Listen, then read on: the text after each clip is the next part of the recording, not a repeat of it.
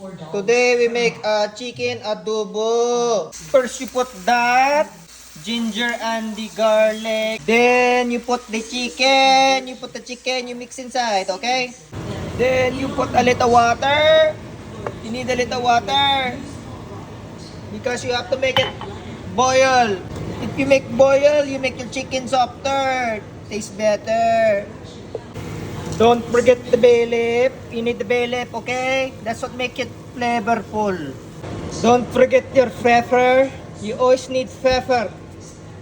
Usually you put the big black ball one, but I use the crack one. I don't like the big ball. Okay? Then you let simmer. You make simmer. Okay, you can mix a little bit just to ensure everything's inside, okay?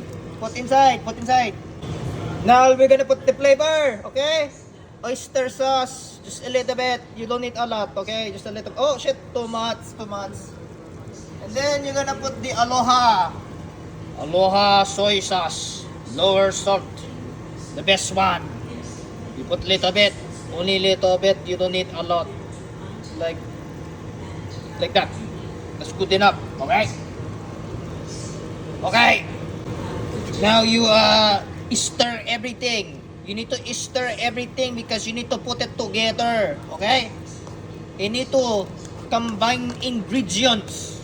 If you don't combine ingredients, no good already, okay? Okay. Don't forget to keep stirring and you got to chop it up a little bit, okay? We are making fried rice, okay? Chicken adobo fried rice, okay? So don't forget to chop. Like you chop your buto and the pek. Okay, now you grab your rice. You put plenty, you see? Okay, because you got to eat. You patso, ha? Then you smashing, okay? You keep smashing. Then you keep stirring. Okay? Keep stirring. You need to put all the flavors together, okay? Okay. Then you put your egg. Just like that. Then you put it on the plate like that. And then you have the omelet. Salamat!